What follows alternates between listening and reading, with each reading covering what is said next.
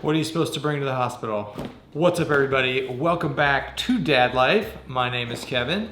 Today we're going to talk all about hospital bag stuff, what I brought, what I wish I would have brought, what I brought and didn't need, all that fun stuff. As always, if you're into hiking, backpacking, outdoorsy stuff, check out my other channel, Schill Brothers Outdoors. I do that one with my brother.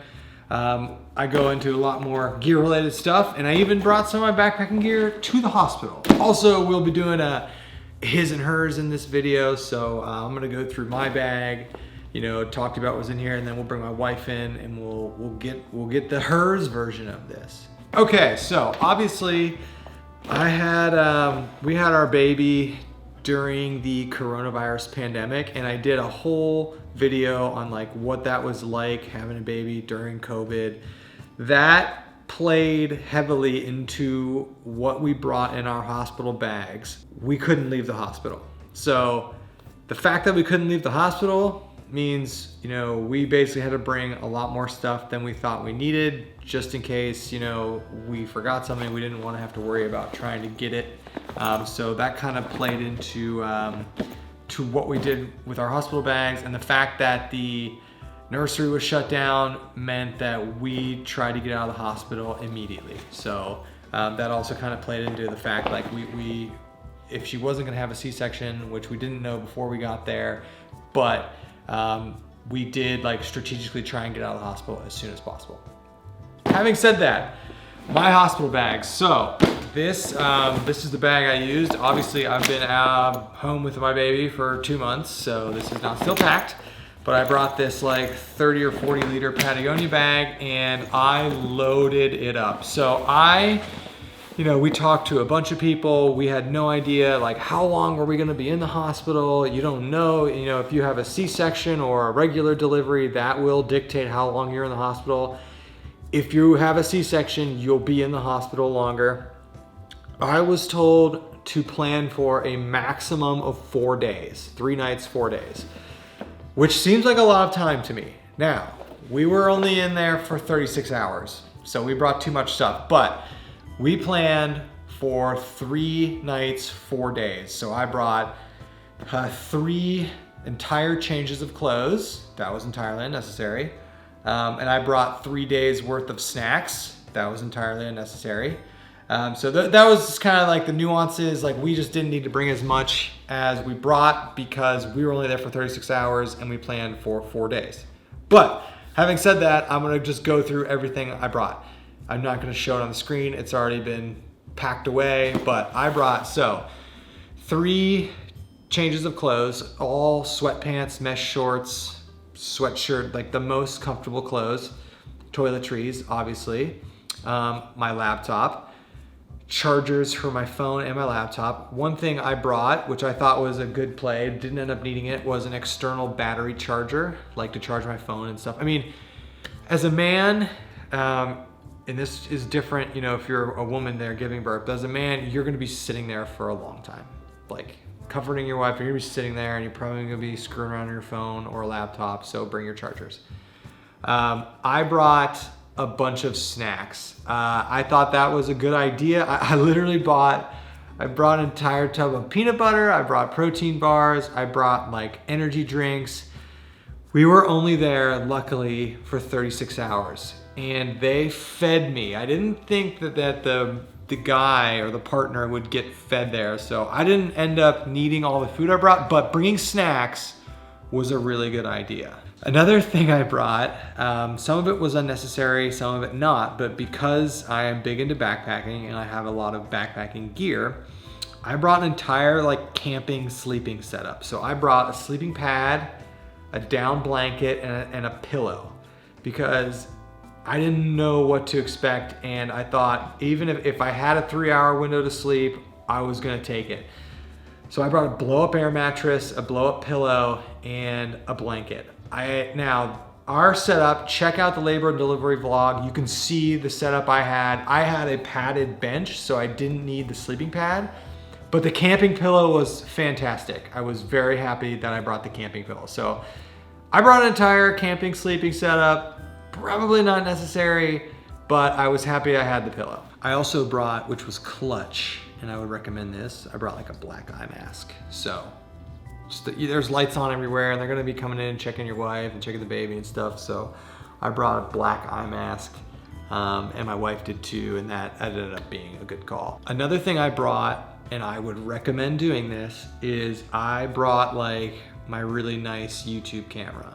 One, because I shot a vlog there, and two, I took some like really nice pictures right after our baby was born of like us and the baby and my wife and the baby. During non-COVID times, they actually have professional photographers that will come in and do that stuff. But if you have a nice camera, like better than a cell phone, or you know one you can borrow, bring it. And you can have the nurses take your picture. But I was really happy that I brought like a really nice camera. Another pro tip is research the food delivery options for like that are around the hospital, because even though it was COVID, we could still get like Uber Eats or pizza. We could still get stuff delivered. So I did some scoping out of that, because you're gonna get sick of hospital food, especially if you're there for 4 days. Headphones are also a must. So that was really, I mean, nothing special that I brought. You know, camping stuff to sleep in, snacks, chargers, eye mask, nice camera, headphones, changes of clothes. I wore shoes and not flip-flops, and I brought some masks because of COVID. But honestly, the only thing that was weird for us was we packed for 4 days and we were there for 36 hours. So I literally didn't use 95% of the stuff that I brought. So, but it's better to bring it and not need it than need it and not bring it. So I literally was like, I'm bringing this whole bag and I'm gonna pack this whole bag. So that's what I took, nothing special. Like I said, bring some food, bring some snacks, bring a nice camera, bring an external charger. Those were like things I didn't think to bring that I was happy that I had. But that's honestly it. And then bring stuff to help you sleep.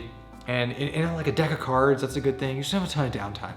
But that's enough for me. We're gonna bring my wife in. We're gonna get the hers version of this. You know, she had to bring different things like stuff for nursing, that sort of stuff. And she's got all listed out.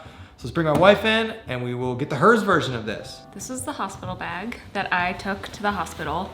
And I thought I would divide it into 2 lists of things that I would say are must-haves, and then things that would be nice to have that I brought but didn't necessarily use, but glad I brought them. First I would say is it's really helpful to pack in packing cubes if you have these. I did not pack in packing cubes. Well, I did, and I think it's helpful because you're packing for you and you're packing for the baby, so you can put all the baby stuff in one cube. And that's one thing you need to bring is an outfit to take the baby home in. And pro tip, choose an outfit that has like legs, because you're gonna put them in the car seat. We got one of those things where you tie it at the bottom and you can't put a baby in the car seat with those on, so an outfit with legs and like a blanket, maybe a hat. That's all you need for the baby.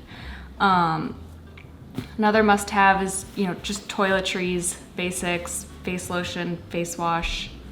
I packed glasses, toothbrush, anything that'll make you feel fresh and good after what you go through. Something to tie your hair up, so a headband or an elastic, a nursing bra, and they should give you like lanolin cream, but lanolin if they don't provide that. Definitely an eye mask, because it's very bright in there and people are always coming in and out, so if you want to get a little bit of sleep, definitely bring one of these.